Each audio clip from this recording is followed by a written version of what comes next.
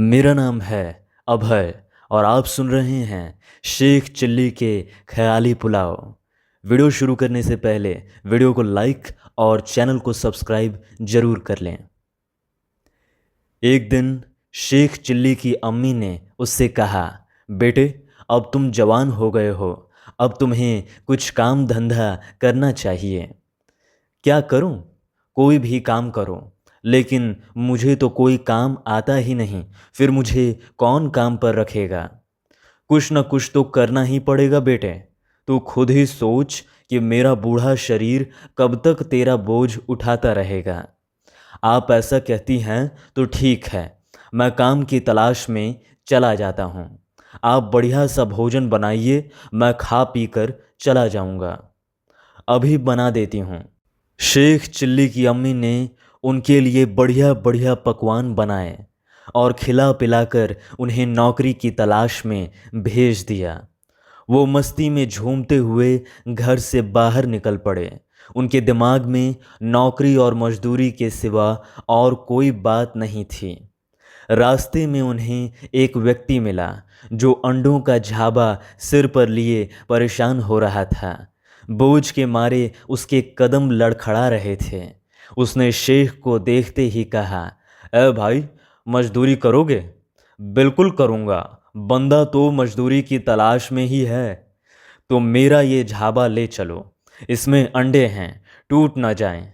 तुम इसे मेरे घर तक पहुंचा दोगे तो मैं तुम्हें 2 अंडे दूंगा। सिर्फ 2 अंडे? हाँ, कम नहीं है। जरा सोचो तो सही, 2 अंडों से तो इंसान की तकदीर बदल सकती है, और मेरा घर भी ज़्यादा दूर नहीं है। ठीक है, मैं चलता हूँ।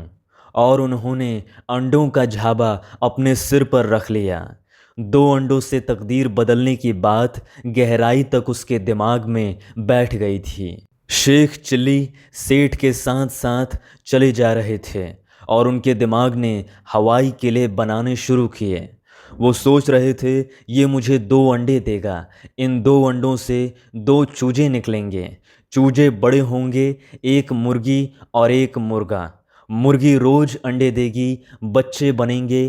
कुछ दिनों में बहुत सी मुर्गियां हो जाएंगी, वे सभी अंडे दिया करेंगे।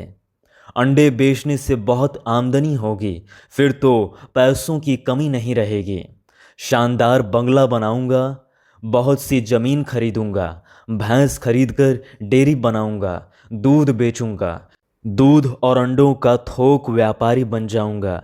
इस प्रकार पूरे इलाके में धाक जम जाएगी। सब मेरा माल पसंद करेंगे और खरीदेंगे। काफ़ी दौलतमंद बन जाऊंगा।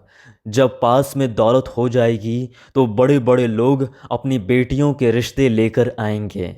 किसी नवाब की बेटी से शादी करूंगा। माँ भी क्या याद करेगी कि कैसा मेहनती और अक्लमंद बेटा पैदा किया है। जब शादी होगी तो बच्चे भी जरूर होंगे। बच्चे 1 दर्जन से कम नहीं होने चाहिए। पड़ोसी के 8 बच्चे हैं, उससे ज़्यादा होने इसलिए ज़रूरी है कि कभी झगड़ा हो गया तो मेरे बच्चे पिटेंगे नहीं, उसके बच्चों को ही पीट कर आएंगे। लेकिन पड़ोसी के बच्चे आपस में लड़ते हैं तो क्या मेरे बच्चे भी आपस में लड़ेंगे? ज़रूरी है कि लड़ेंगे। जब लड़ेंगे तो रोएंगे, शोर करेंगे, मेरे पास अपनी शिकायत लाएंगे। मैं परेशान भी हो जाऊंगा। तब मेरा वो भी खराब हो जाएगा, वो जो बड़े लोगों का अक्सर खराब होता है। यानी वो ही जो बड़े आदमी कहते हैं कि उसका वो बिगड़ गया। मैं भी बड़ा आदमी बन जाऊंगा उस वक्त, इसलिए मेरा भी वो खराब हो जाएगा, बच्चों के शोर, झगड़े और अपने पास शिकायत लेकर आने से। लेकिन वो जो होता है उसका नाम तो याद नहीं आता। क्या इस सेठ से पूछ लूं? नहीं नहीं, मैं इतना बड़ा आदमी हो गया हूं तो क्या एक मामूली शब्द को भी औरों से पूछूंगा? नहीं पूछूंगा। याद करता हूं। हाँ, याद आया, मूड।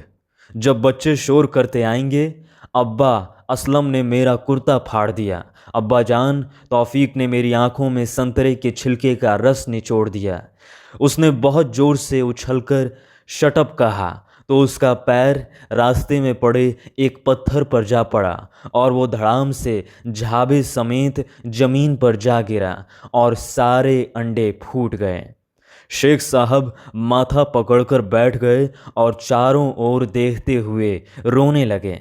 सेठ का इतना नुकसान हो गया था, वो बुरी तरह चीखते हुए बोला, अरे बदमाश, तन्ने मारो इत्तो बड़ा नुकसान कर दियो है, मारो 100 रुपए के अंडे फोड़ दिए। शेख रोते हुए बोला, सेठ तुम्हारा तो 100 रुपए का ही नुकसान हुआ है, 100 रुपए तो तुम कमा लोगे, मेरा तो बहुत बड़ा नुकसान हो गया है।